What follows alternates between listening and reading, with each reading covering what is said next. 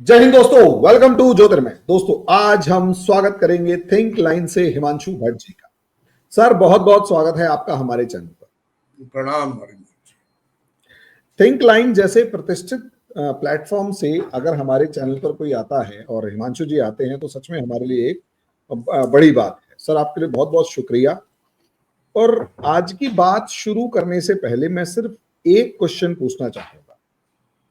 Trump के लिए सबसे बड़ी अचीवमेंट कहीं या पार्ट कहें, चैलेंज कहें, वो है पीस डील। यूक्रेन रशिया के बीच में एक पीस डील। अब पीस डील पर यूरोप बहुत तगड़े तरीके से कंफ्यूज्ड है और इतना तगड़े तरीके से कंफ्यूज है कि मतलब मुझे लगता नहीं है कि वो कुछ आगे सोच पा रहा है। इसमें केर स्टारमर ने जो भांजी मार दी, हमारे कहते हैं भांजी मारना, टंगड़ी मार देना, डंडी मार देना, मामला सेटल चल रहा था, एक डंडी मार दी, सारा मामला बिगड़ गया। कहता है मैं यूके की आर्मी को, यूके ट्रूप्स को यूक्रेन पीस डील इंश्योर करने के लिए भेजना चाहता। ये वही यूके है जहां मुझे याद है ऋषि सुनाक के या किसके टाइम पर आर्मी चीफ कहते हैं कि हमारी आर्मी इतनी कमजोर हो चुकी है कि लड़ने के लायक नहीं बची। अब कमजोर हो चुकी है, लड़ने के लायक नहीं बची है, यंगस्टर्स नहीं है, हथियार नहीं है, और यूक्रेन भेज रहे हैं। अमेरिका के पीछे पीछे तो चले भी जाते थे। अमेरिका जहां जाएगा, भाई टोनी ब्लेयर को इसीलिए तो पमेलियन ऑफ अमेरिका कहा गया था ना, कि भाई अमेरिका जो है, जो अमेरिका बोलेगा वही ब्रिटेन करेगा। अब प्रॉब्लम यह है, अमेरिका भी कह रहा भैया मैं लड़ने के लिए नहीं जाऊंगा। अपने अकेले दम पर लड़ने का जोश ब्रिटेन को कैसे आ गया है? कहीं ऐसा तो नहीं कि एक तरफ जो ग्रूमिंग गैंग्स हैं, दूसरी तरफ इस्लामाइजेशन ऑफ लंदन है, तीसरी तरफ तगड़े वाला इकोनॉमिक क्राइसिस है, चौथे तरफ अमेरिका से नाराजगी है, पांचवी तरफ जो ब्रिटिशर्स हैं वो कहीं ना कहीं, ब्रिटन्स हैं वो कहीं ना कहीं अपनी एग्जिस्टेंस के लिए शोर मचा रहे हैं कि हम प्रॉब्लम में आ चुके हैं। इन सब चीजों से ध्यान हटाने के लिए वॉर का सहारा लिया जा रहा है। सर, ये इस्लामी लोगों का ये बहुत पुराना हथकंडा है। अपने लोगों से जब खतरा हो, अपने लोगों से, तो सरहद पर वॉर कर दो, जिससे सब एकजुट हो जाएंगे फिर से। और यही कुछ ब्रिटेन करता हुआ नजर आ रहा है। क्योंकि आपको सर सही बताऊं, आपने बहुत सी बातें की अभी पहले 2 मिनट में। मैं लोगों को 2-3 तथ्य बताऊंगा, लोग समझ जाएंगे इस पर से कि ब्रिटेन वॉर करने के लायक है कि नहीं। ये बोलते हैं ना कि British boots will be on the ground in Ukraine. Ukraine के सरो जमीन पर ब्रिटिश सैनिक जाएंगे। सर, ब्रिटेन के कितने सैनिक हैं सब मिला के पूरी दुनिया में? ब्रिटेन के कितने सैनिक हैं? रिजर्व्स को मिला के 1,09,000। एक्टिव सेना में तो तकरीबन 80,000 है। चलिए वो बात छोड़े हम कि ब्रिटिश नेवी पावरफुल है, ब्रिटिश एयरफोर्स के पास F-35 भी है और काफी स्क्वाड्रन्स है। चलो मान लिया उनके पास 225 न्यूक्लियर वॉरहेड्स है अभी, ये भी मान लिया। मगर क्या ब्रिटेन लड़ने के लिए तैयार है, लायक है? अभी तक तो क्या हुआ था देखिए, एक कॉलोनियल पावर जो था 1940-45 के वक्त, जब सेकेंड वर्ल्ड वॉर खत्म हुआ, तब से लेके आज का ब्रिटेन बहुत बदल चुका है। आपको पता है कि उस जमाने में जो ताकत थी, British war time prime minister Winston Churchill ने जो ब्रिटेन को बनाया था, लंदन के ऊपर पूरा बॉम्बिंग किया गया था हिटलर के द्वारा। लंदन को नेस्तनाबूद करने के बाद, जैसे गाजा आज बना हुआ है वैसे लंदन को बना दिया था 1940 के अंदर। उसके बाद खड़ा होना, वॉर मशीन खड़ी करना और दूसरा विश्व युद्ध जीतना। क्योंकि हुआ ऐसा कुछ कि अमेरिका तो सेकेंड वर्ल्ड वॉर में बहुत पीछे से आया था। अलाइड पावर्स की ओर से ज्यादा ब्रिटिश नेवी लड़ रही थी और ब्रिटिश कॉलोनीज के सैनिक लड़ रहे थे। याद रखिएगा, ब्रिटेन के सोल्जर्स कभी नहीं थे, उस वक्त भी नहीं थे। तब भी जाके आप देखेंगे कि नॉर्मंडी में इंडियंस थे, हमारे अभी नरेंद्र मोदी जी जो गए थे तो उन्होंने वॉर मेमोरियल पे जाके फूलहार क्यों किए? क्योंकि भारतीय सोल्जर्स थे वहां पर, भले ही ब्रिटिश ताज के अंडर लड़ते हो। तो ब्रिटेन की लड़ने की क्षमता जमीन के ऊपर तो कुछ है ही नहीं। और ये स्टैमर जो बोल रहे हैं ना, वो बोलेगा मैंने तो ऐसा नहीं कहा था, वो कहेगा मैंने तो, मेरा कहने का मतलब ये था कि पीस डील के लिए, पीस डील को काबू करने के लिए अगर ग्राउंड पर नेटो कंट्रीज में से किसी के ट्रूप चाहिए तो मैं देने को तैयार हूं। अमेरिका ने यूरोपियन नेटो कंट्रीज को एक प्रपोजल भेजा है, जैसे एक शीट भेजी है, उसमें कई पेचीदे सवाल किए हैं डोनाल्ड ट्रंप ने कि कौन कौन कितनी मात्रा में पीस कीपिंग ट्रूप्स यूक्रेन के अंदर भेज सकता है कि जो शांति को कायम रखे। जैसे भारत ने एक जमाने में श्रीलंका में आईपीकेएफ भेजा था, इंडियन पीस कीपिंग फोर्सेस, और फिर रशिया के साथ में फिर लड़ाई हो जाए तो क्या करना चाहिए, क्या सैंक्शंस लगना चाहिए। मगर ट्रंप मुद्दे की बात तो करता नहीं, क्योंकि उसने तो जेलेंस्की को बोल दिया है कि मुझे तो 500 बिलियन के रेयर अर्थ चाहिए। अब तक जो मैंने आपके लिए किया, जितने हथियार दिए, उसके बदले में मुझे तो ये चाहिए। साथ में मेरी कंपनियों को यूक्रेन के रिकंस्ट्रक्शन का कॉन्ट्रैक्ट देना पड़ेगा। तो ब्लैक रॉक है, वेनगार्ड है, स्टेट स्ट्रीट है, वो सबको वो कॉन्ट्रैक्ट मिल जाएंगे। अभी तक 30% जमीन रशिया जीत चुका है, तो रशिया बोलेगा मुझे वो वापस देना नहीं है, वो मॉस्को ने बोल दिया। अभी देखिए मजे की बात यह है, ये यूक्रेन की जो पूरी लड़ाई है ना सर, ये पूरी लड़ाई 15 ट्रिलियन के रेयर अर्थ मेटल का है। ऐसा कहा जाता है कि यूक्रेन के अंदर 15 ट्रिलियन डॉलर के मिनरल्स है, रेयर अर्थ और मिनरल्स है। अभी उसमें से अब लोग एस्टिमेट बिठा रहे हैं कि तकरीबन 60 ट्रिलियन का जो खजाना है वो तो अभी तक रूस जो जीत चुका है वो भाग में आता है, तो वो रूस ले जाएगा।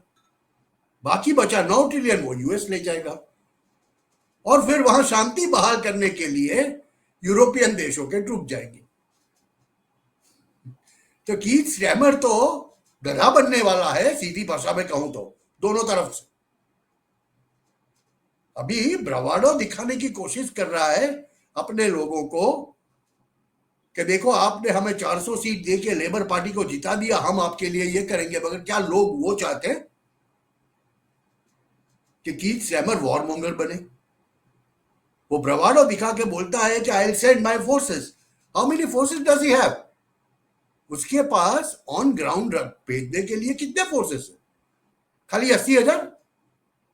सर 80,000 फोर्स तो हमारे बांग्लादेश के 4,000 किलोमीटर के सरहद पर अगर आप देखें ना तो कितनी एसआरपी है।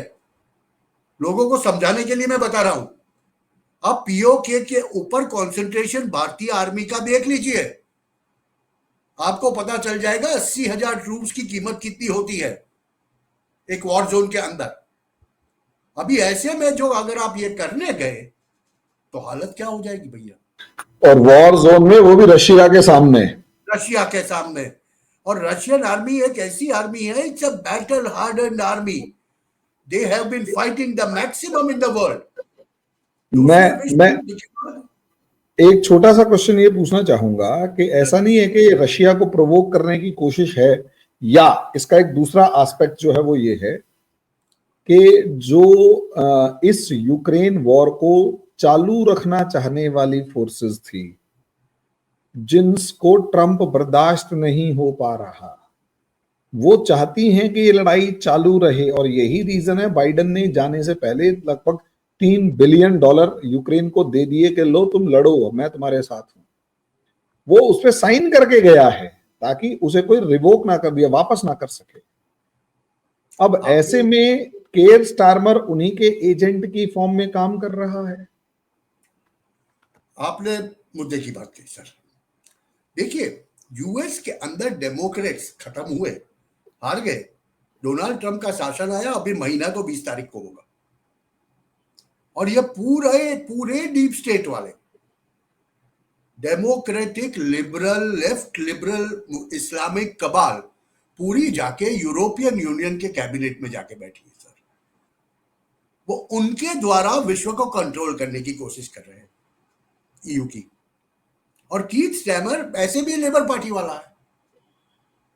तो अगर आज के वक्त पे यूरोप में कहीं लेफ्ट लिबरल कबाल, जिसे हम कहते हैं डीप स्टेट कहते हैं, जिसे हम कहते हैं कि कमीज जो है सबसे ज्यादा इस्लामिक रेडिकल्स, वो कौन से देशों के अंदर है?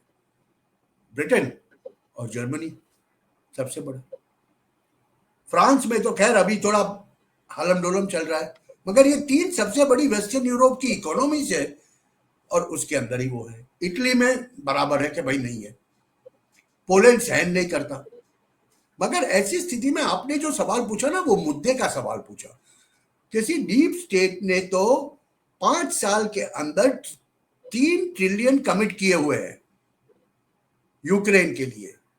इसीलिए जेलेंस्की यूरोपियन यूनियन की कैबिनेट में जाके कहता है कि हम यूरोपीय सेना बनाएंगे। मगर क्या डोनाल्ड ट्रंप एंड कंपनी वो सेना बनने देंगे? जैसे कि म्यूनिक सिक्योरिटी काउंसिल में डोनाल्ड ट्रंप के डेप्यूटी जेडी वैंस ने जो 15 मिनट का भाषण दिया ना, उन्होंने भर भर के लताड़ा है यूरोपियन लीडर्स को। जयशंकर और जेडी वैंस ने तो भर भर के लताड़ा है। ऐसा कह दिया है कि आप लोग तो बुद्धिविहीन लोग हो। अभी ऐसी स्थिति के अंदर क्या कोई यूरोपियन कंट्री की वो हिम्मत चलेगी कि जब डोनाल्ड ट्रंप और पुतिन एक होने जा रहे हैं, एक प्लेटफॉर्म पे आके वो लोग संधि की बात कर रहे हैं, तब कोई जाके बोलेगा यूक्रेन को खुला कि भैया हम युद्ध चालू रखेंगे? अगर चालू रखेंगे तो वो देश को भी खामियाजा भुगतना पड़ेगा। और व्लादिमीर पुतिन को ये बात पता है, तो वो तो डोनाल्ड ट्रंप की राह भी नहीं देखेगा। अगर कोई यूरोपियन कंट्री ने नाटक करने की कोशिश की जरा भी, तो व्लादिमीर पुतिन तो सीधा मारेगा उनको। और देखिए सर, एक बात बहुत इंपॉर्टेंट है इसमें, ये सब में इतनी ज्यादा गालियां यूरोपियन कंट्रीज देते हैं रशिया को, मगर एनर्जी के मामले में they are totally dependent on Russian energy. Gas की पाइपलाइंस जर्मनी फिर से बना रही है। वो लोग पेट्रोल लेते हैं, भारत से लेते हैं। हम लोग क्या लेते हैं? रशियन क्रूड लेते हैं। रशियन क्रूड को प्रोसेस करके उस पर अपने 2 रुपए ऐड करके हम यूरोप को बेचते हैं। अभी ऐसी स्थिति के अंदर क्या कोई यूरोपियन कंट्री में, ब्रिटेन को इंक्लूडेड, क्योंकि ब्रिटेन की बात मैं अभी अलग लेता हूं और ब्रिटेन को सबसे ज्यादा तकलीफ होने वाली है, ये बताता हूं, कोई ले ही नहीं सकता। क्योंकि देखिए, ब्रिटेन की जो बात करें ना हम, ब्रिटेन की इस्लामाइजेशन जिसको हम कहते हैं, वो इस्लामाइजेशन तो नहीं हुआ है, मगर रेडिकलाइजेशन हुआ। उसकी वजह मैं बताऊं आपको। ब्रिटेन की 6% पॉपुलेशन आज खाली मुस्लिम है, only 6%, that is about 40 million, अरे 4 मिलियन मीन्स 40 लाख लोग। मगर हम लंदन की बात करें तो लंदनिस्तान बन चुका है, क्योंकि वहां पर 15% इस्लामिक पॉपुलेशन है। तो ऐसी स्थिति के अंदर अगर सादिक खान, जो कि एक पाकिस्तानी शहरी है, पाकिस्तानी नागरिक है, तो ब्रिटिश नागरिक, एक पाकिस्तानी मूल का बंदा है, वो तीसरी टर्म में मेयर बन के बैठता है और थिंग्स डिक्टेट करता है, तो ब्रिटेन के अंदर ग्रूमिंग गैंग्स पलती है। और ये ग्रूमिंग गैंग्स पलती है, वो सबसे ज्यादा खलता किसको है सर? खलता है एलन मस्क। वो जब पहली बारी ट्वीट डालता है, तब जैक सैमर आग बबूला हो जाता है कि ये हमारे बड़े भाई ने हमें क्या कर दिया। मगर जब बड़ा भाई छोटे भाई को मारता है ना, तब छोटे भाई के पास वो हथियार नहीं होते। देखिए उनकी मजाक, इनकी हालत देखिए। Royal Air Force is laced with 35 F-35, मगर वो यूज कर पाएंगे यूएस के सामने? यूएस उसको ग्राउंड से ऊपर ही नहीं जाने देगा। उनके पास टाइफून फाइटर्स है, 600 विमान पड़े हैं उनके पास। उनकी एयरफोर्स की क्षमता देखेंगे। उनके जंगी बेड़े की बात करें हम, दे हैव अबाउट 9 सबमरीन्स, उसमें से 4 बैलिस्टिक है। मगर क्या वो आज रॉयल नेवी की, रॉयल फ्लीट की वो ताकत है कि वो अकेली अटलांटिक में जाके, अरे अटलांटिक में छोड़ो, खाली रेड सी के अंदर जाके ये हुतीस के सामने गश्त लगा सके? उसके लिए भी उनको इंडियन भाग गए थे, बीच में भाग गए थे सर। इसके लिए भी इंडियन नेवी की शिप चाहिए। Indian naval coast guard goes all the way, और इंडियन फ्लैग जाता है तो हुतीस कुछ नहीं करते, वो भी डर के भाग जाते। तो British navy at the most is a supplementary navy to US. अभी ऐसी स्थिति के अंदर ब्रिटेन के लिए जैक स्ट्रैमर जैसा बंदा कहे कि मैं ट्रूप्स कमिट करूंगा वॉर चालू रखने के लिए, रशिया को पार्ट बढ़ाने के लिए, तो सर इसका मतलब क्या होता है? वही पाकिस्तानी जीन्स फिर से काम आ रहे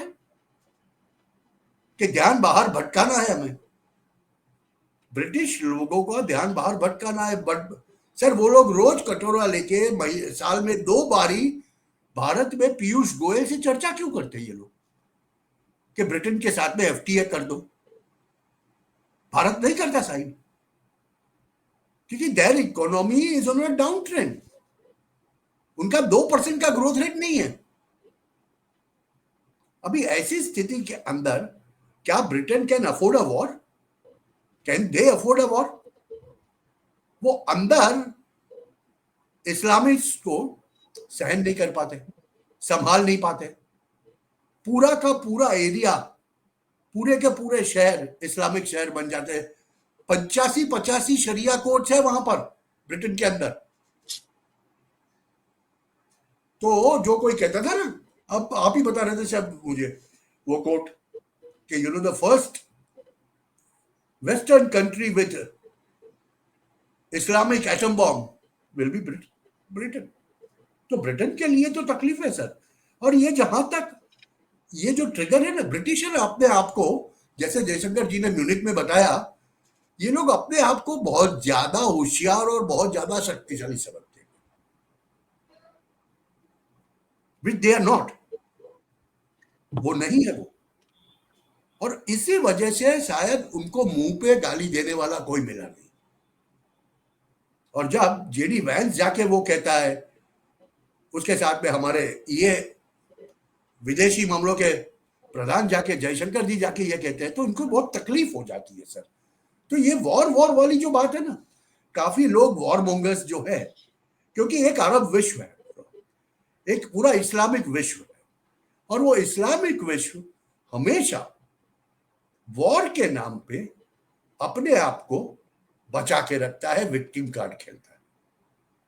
तो ये वर्ल्ड वॉर 3 वाली बात बहुत करते रहते हैं कि वॉर हो जाएगा, ये हो जाएगा, वो हो जाएगा।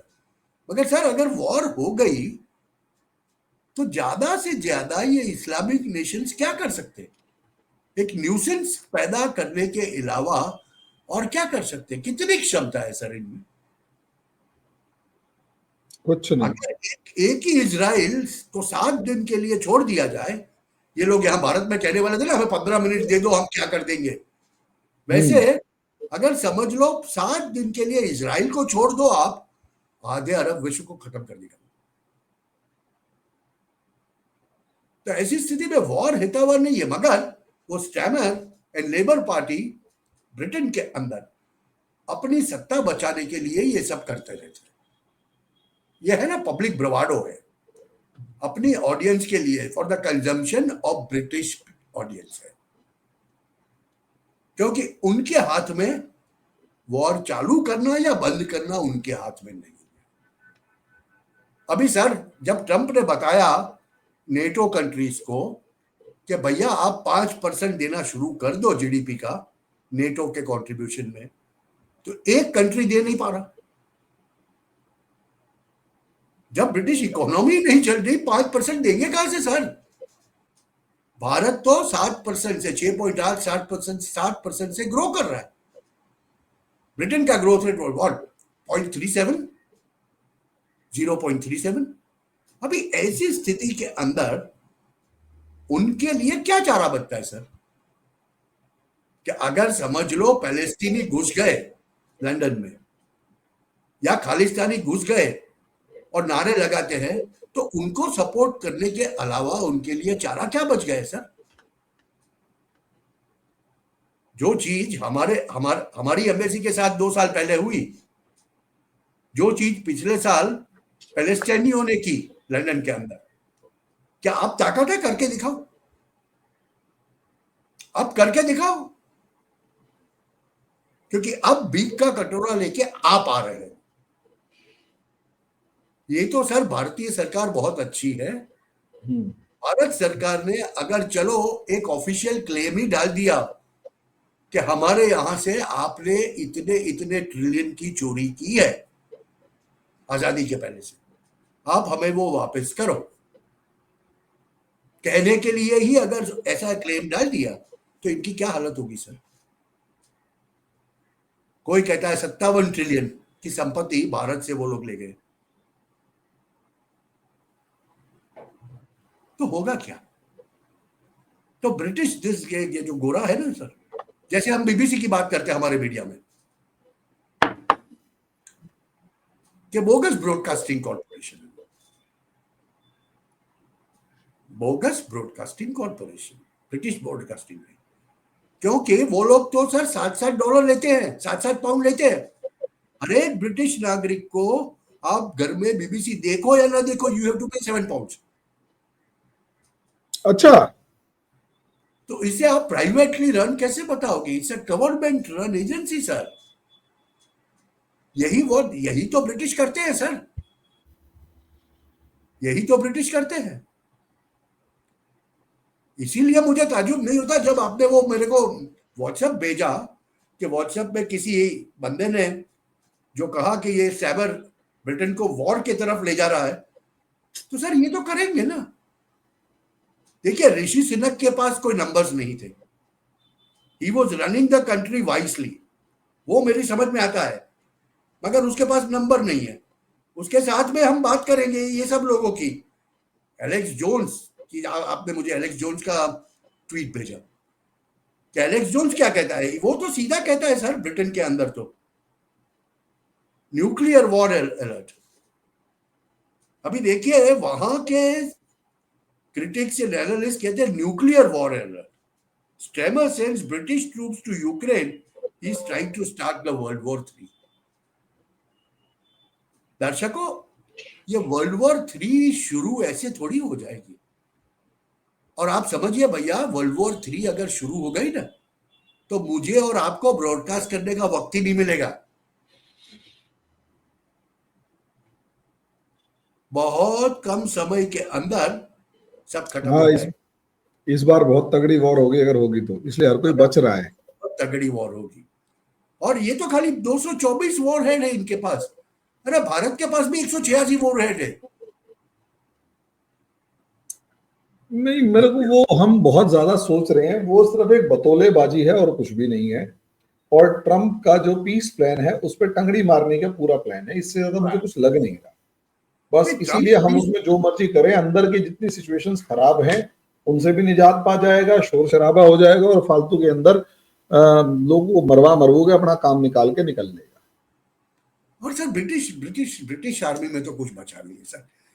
सर मजे की बात यह है, उनका एक्टिव स्ट्रेंथ है 79,000 समथिंग ब्रिटिश आर्मी का, और उसमें से भी तकरीबन 8% कौन है पता है? गोरखास।